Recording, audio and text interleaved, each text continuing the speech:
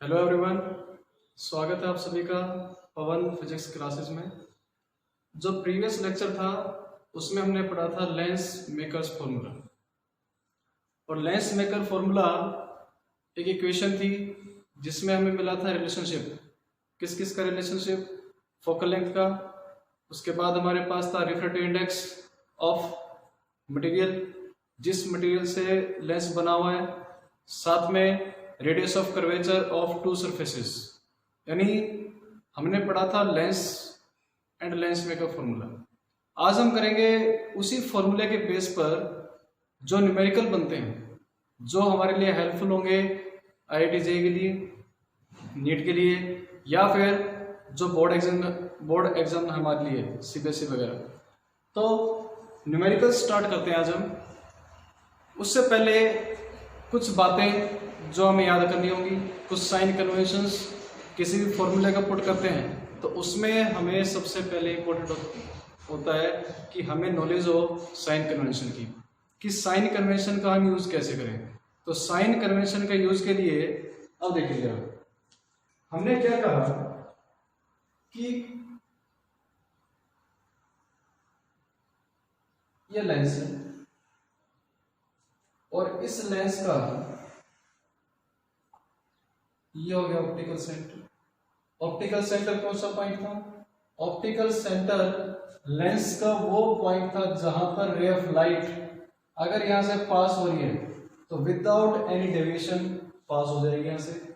यानी जब इस पॉइंट से रे ऑफ लाइट पास होती है तो विदाउट एनी डेविएशन पास हो जाएगी। ये हमारे पास प्रिंसिपल एक्सिस,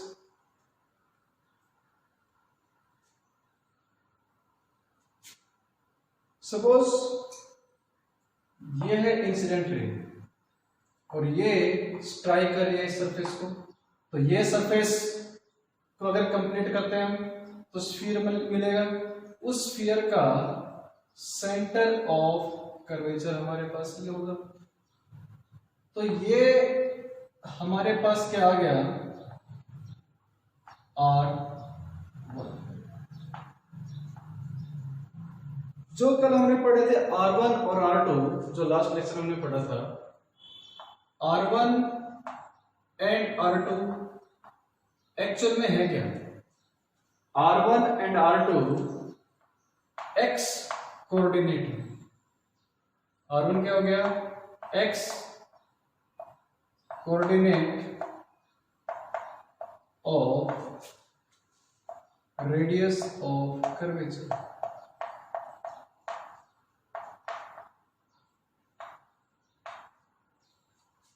ये R1 हो गया। तो इसको क्या लिखूंगा मैं? R1, 0। अब सेकंड सरफेस के लिए यहां हमारे पास होगा C2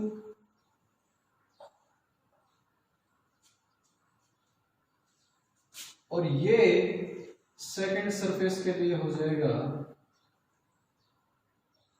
R2, 0। इस ऑप्टिकल सेंटर से ये हमारे पास है x एक्सिस और ये हमारे पास है y एक्सिस। तो R1 क्या हो गया? x कोऑर्डिनेट हो गया रेडियस ऑफ कर्वेचर का जो फर्स्ट सरफेस है उसके लिए। और R2 क्या हो गया? x कोऑर्डिनेट हो गया of radius of curvature of second surface. ये हमारे पास है। अब इसमें इंपॉर्टेंट है साइन कन्वेंशन। तो sign convention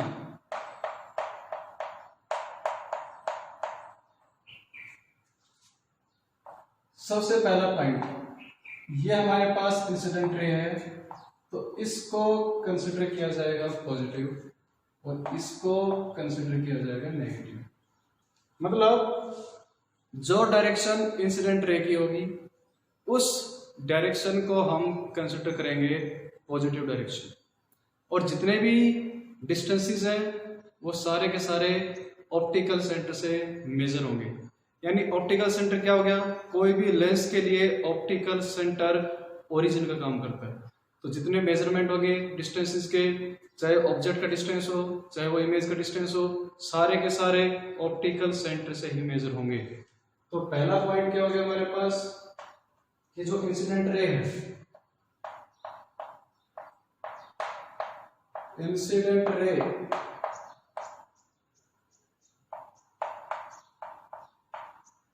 taken as positive direction,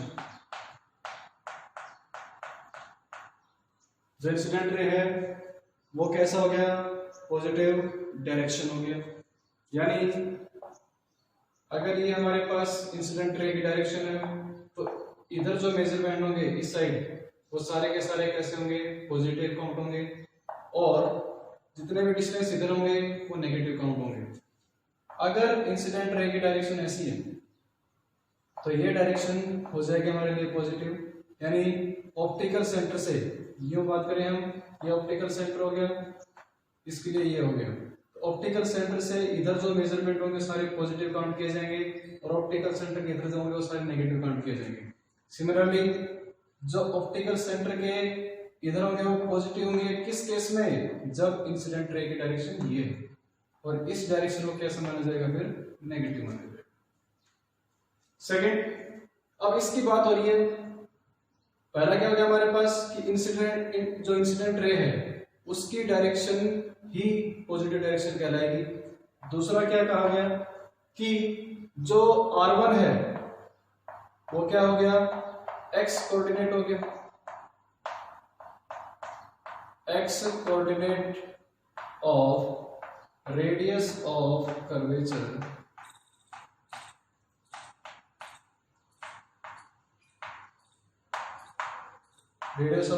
of surface 1।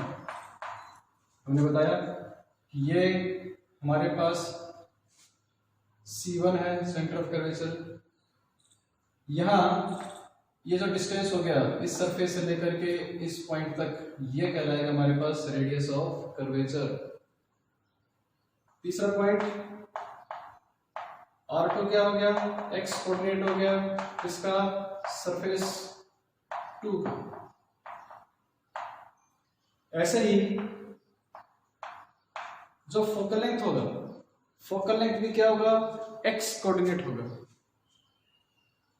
किसके लिए, जो मेजरमेंट होंगे हमारे पास उसका x कोऑर्डिनेट होगा हमारे पास फोकल लेंथ भी। फिर जो फोकल लेंथ है अगर उसकी वैल्यू पॉजिटिव आ रही है तो वो लेंस होगा कन्वर्जिंग। लेंस कैसा होगा, कन्वर्जिंग। अगर फोकल लेंथ नेगेटिव आ रही है तो वो लेंस कैसा होगा, डाइवर्जिंग।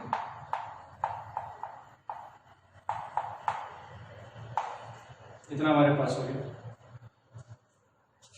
फॉर्मूला हमारे पास था लेंस मेकर फॉर्मूला से 1/f is equal to mu relative minus 1/में R1 माइनस 1/में R2, ये था। और म्यू रिलेटिव की वैल्यू हमारे पास थी म्यू लेंस अपॉन में म्यू सराउंडिंग।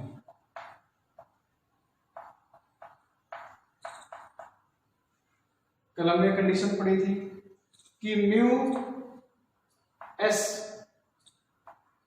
अगर ज्यादा है म्यू एल से, यानी सराउंडिंग का रिफ्रैक्टिव इंडेक्स ज्यादा है as compare to lens refractive index, उस केस में वो लेंस का नेचर चेंज हो जाएगा।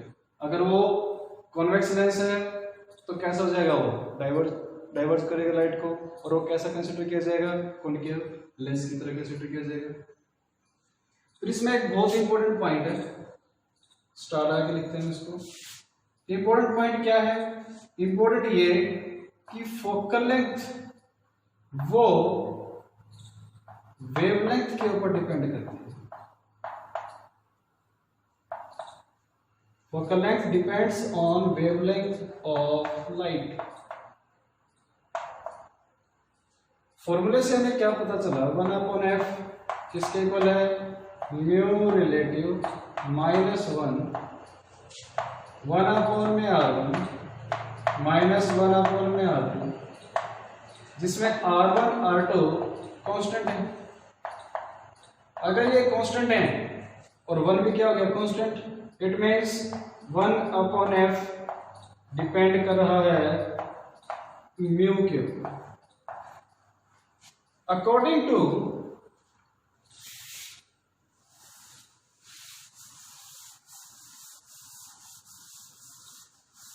कॉची फॉर्मूला, वहां से रिफ्रैक्टिव इंडेक्स की वैल्यू आती है a प्लस b/में लैम्डा का स्क्वायर।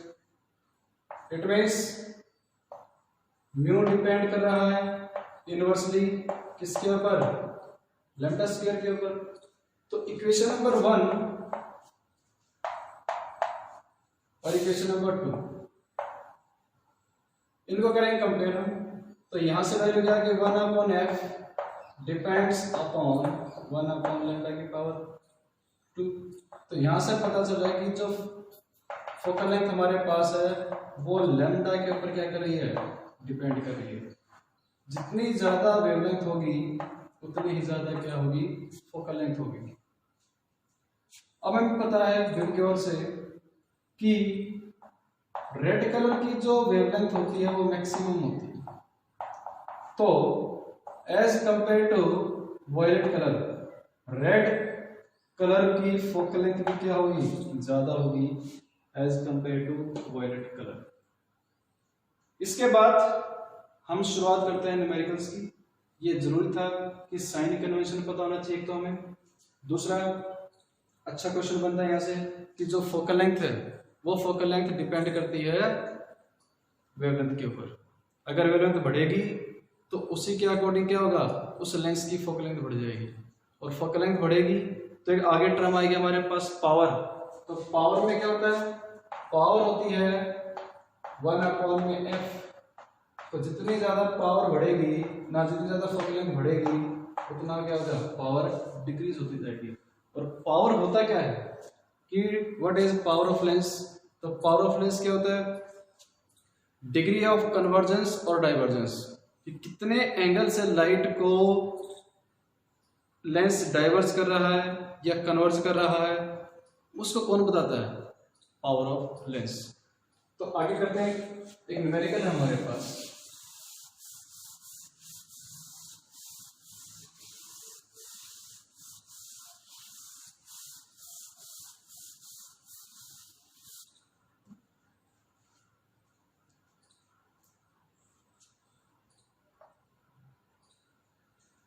Find focal length.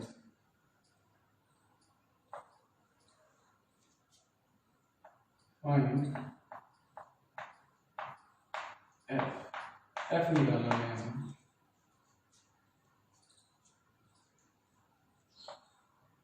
इसकी वैल्यू दे रखी है 10, ये भी हमें दे रखा है 10।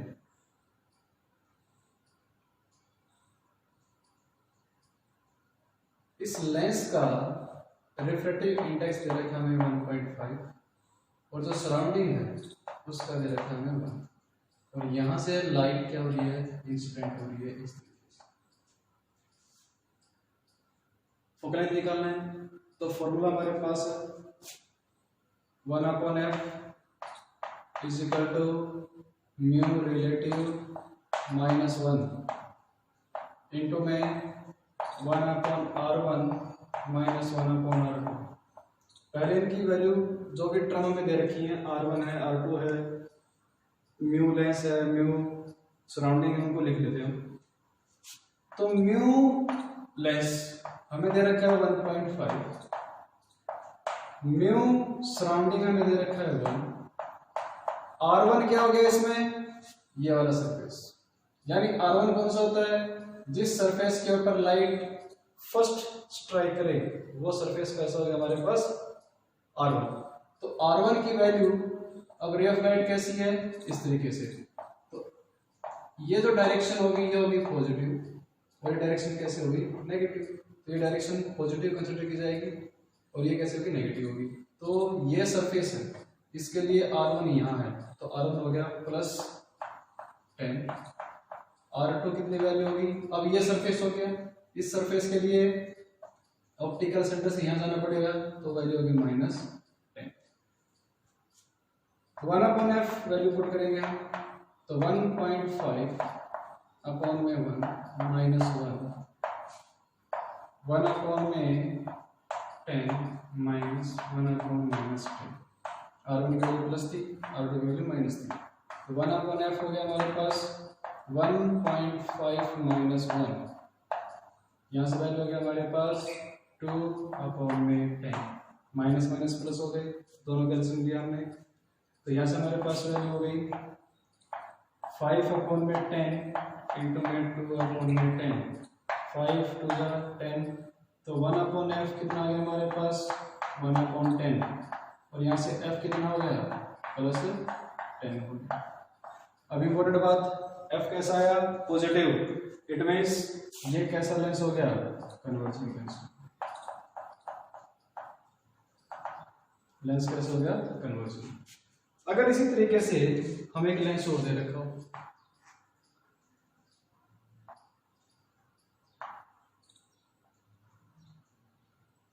सिमिलरली R1 की वैल्यू 10 है, R2 की वैल्यू भी 10 है, इसका रिफ्रैक्टिव इंडेक्स भी 1.5 है, सराउंडिंग का कितना है 1 है। तो फॉर्मूला, अब गिवन क्या क्या है इसमें, गिवन हमारे पास है R1, अब रे ऑफ लाइट आ रही है इस तरीके से, तो ये डायरेक्शन कैसी हो गई, पॉजिटिव होगी, लेकिन सरफेस कैसा है, इस तरीके से है, तो इस ऑप्टिकल सेंटर से यहाँ जाना पड़ेगा हमें, तो वैल्यू कैसे होगी -10 होगी। R2 कैसा है, अलोंग, इसको कैसे मेजर करेंगे, यहाँ से इस साइड जाना पड़ेगा मेजर करने के लिए, और डायरेक्शन कैसे इंसिडेंट रहेगी, इधर ही है, तो ये कैसे वैल्यू होगी +10। फॉर्मूला पुट करो, 1/f is equal to μl upon में μs -1 इंटू में 1/R1 -1/R2,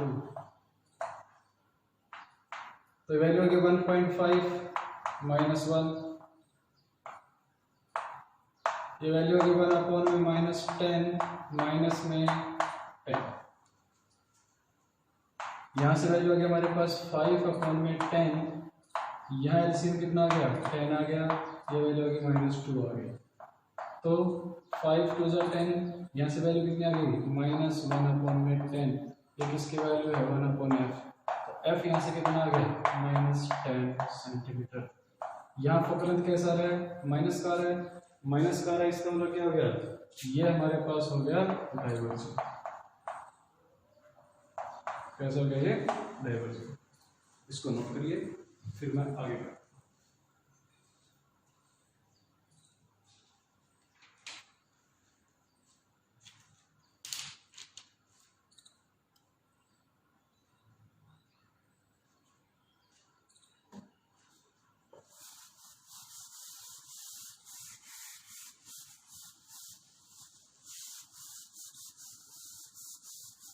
नेक्स्ट हमें दे रखा है इस तरीके से,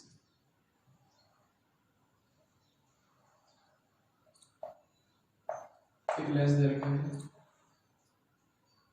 इसका रेडियस ऑफ कर्वेचर हमें गिवन है 60 और इसका रेडियस ऑफ कर्वेचर हमें गिवन है 20। ये हो गया R1 और ये हो गया R2। इस सरफेस का R1 कहीं ना कहीं यहाँ होगा, ये C1 हो गया, इसका कहीं ना कहीं यहाँ होगा C2 हो गया। रिफ्रैक्टिव इंडेक्स अगेन हमने कितना दे रखा है 1.5 दे रखा है। सॉल्व करते हैं इसको, इसकी वैल्यू हमने रखी है। फॉर्मूला हमारे पास 1/f is equal to mu L upon में म्यू एस माइनस 1 अपॉन में R1 माइनस 1 अपॉन में R2। यहाँ वैल्यू हो गया हमारे पास 1.5 माइनस 1। R1 की वैल्यू कितनी है? अब देखो ये सरफेस ऐसा है और रे ऑफ लाइट वो इस तरीके से, तो ये हो गया पॉजिटिव और ये कैसा हो गया नेगेटिव। तो यहाँ पर वैल्यू हो गया हमारे पास रे ऑफ लाइट ऐसी और R1 का इधर है और R2 भी कहाँ यहाँ है, तो ये हो गया -60 माइनस ऑफ -20, क्योंकि दोनों इस तरीके से हमारे पास। तो 1.5 ये वैल्यू कितनी होगी 5/10। यहाँ से हमारे पास ये कितनी वैल्यू होगी 1/60 प्लस 1/20। तो ये आ गया हमारे पास 1/2। एलसीएम कितना आ गया 60 आ गया -1 प्लस 3। तो यहाँ से हमारे पास वैल्यू क्या हो गई 1/2 2/60। तो यहाँ से f कितना आ गया 60 सेंटीमीटर। अगर मैं रे ऑफ लाइट की डायरेक्शन को चेंज कर दूं तो क्या जो फोकल लेंथ हमारे पास है उसमें कुछ चेंज आएगा? तो लेट्स चेक। यही डायग्राम है, यही वैल्यूज है। अब हमने क्या किया, रे ऑफ डायरेक्शन को चेंज कर दिया, यानी इंसिडेंट रे की डायरेक्शन को क्या कर दिया चेंज। अब वो इस तरीके से आ गई। अब ऐसे इंसिडेंट रे है तो ये कैसा होगा पॉजिटिव होगा, ये कैसा हो जाएगा नेगेटिव हो जाएगा। तो इस केस में R1 की वैल्यू कितनी हो गई +60 हो गई, R2 की वैल्यू भी कितनी हो गई +20 हो गई। वैल्यू पुट करो 1/f 1.5 माइनस 1